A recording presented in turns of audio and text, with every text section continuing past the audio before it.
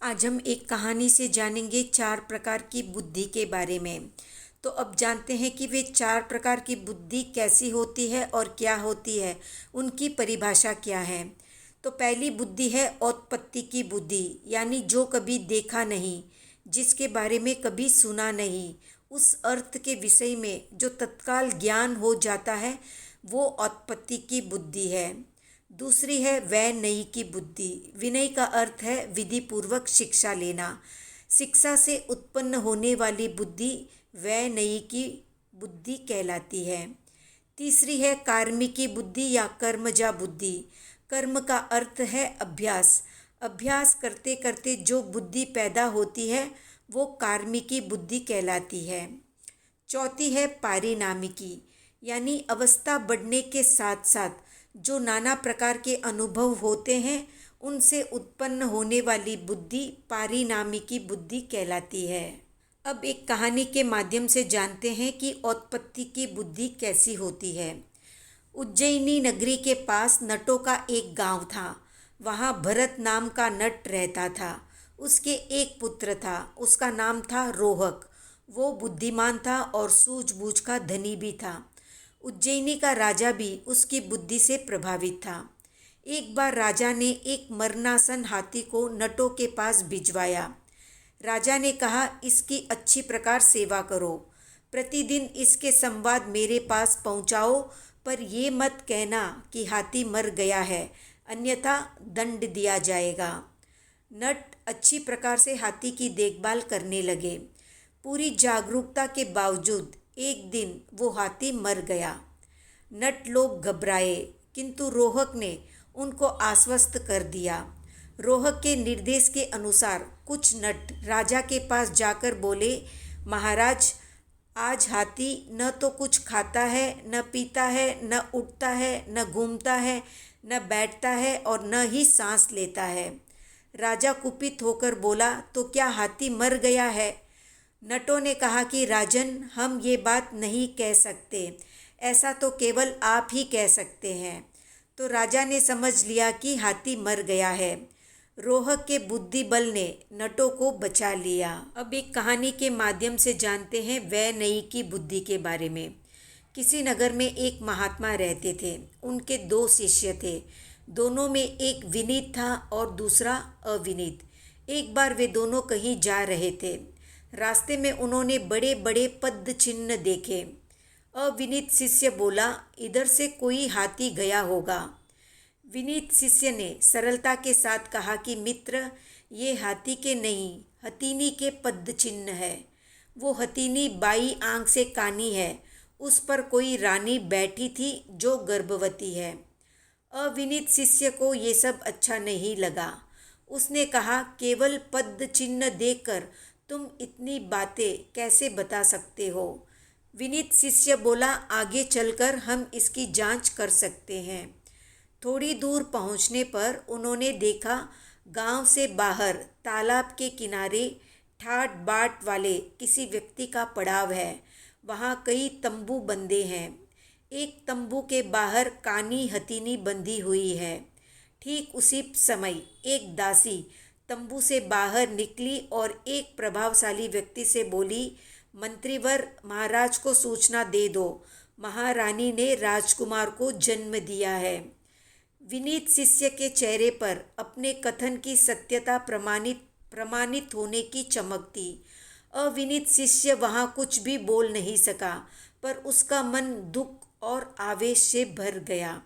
गुरु के पास पहुंचते ही वो बरस पड़ा। उसने कहा, गुरुजी, आप भी इतना पक्षपात करते हैं, ये मुझे आज पता लगा है। गुरु समझ नहीं पाए। उसने शांत भाव से स्थिति की जानकारी कर अविनीत शिष्य से पूछा, तुमने कैसे जाना कि वे पांव हाथी के थे? वो लापरवाही से बोला कि हाथी के बिना इतने बड़े पांव और किसके हो सकते थे। अब गुरु ने विनीत शिष्य से पूछा कि उसने सारी बातों की जानकारी कैसे की। शिष्य बोला, गुरुजी, वे पद चिन्ह उभरे उभरे से थे। जिस रास्ते में पद चिन्ह थे वहाँ एक ओर से वृक्षों की टहनियाँ पत्तियाँ खाई हुई थी। हाथी पर सवारी करने वाले व्यक्ति तो राजा रानी ही हो सकते हैं, ये मेरा अनुमान था। संभवतः रानी वहाँ लघु शंका के लिए नीचे उतरी थी।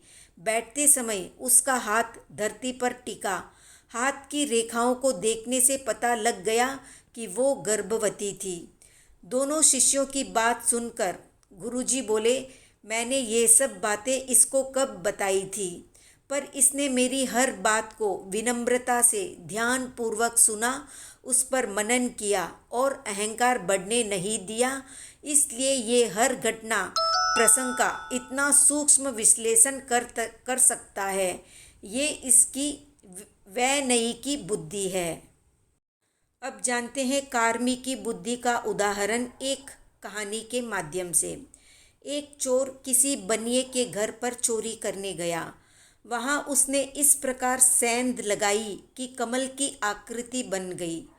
प्रातःकाल जब लोगों ने उस सेंध को देखा तो चोरी की बात भूल गए और कला की प्रशंसा करने लगे।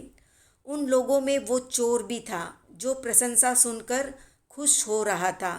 वहाँ एक किसान खड़ा था। उसने कहा, भाई ये क्या बड़ी बात है, अपने काम में सभी व्यक्ति कुशल होते हैं।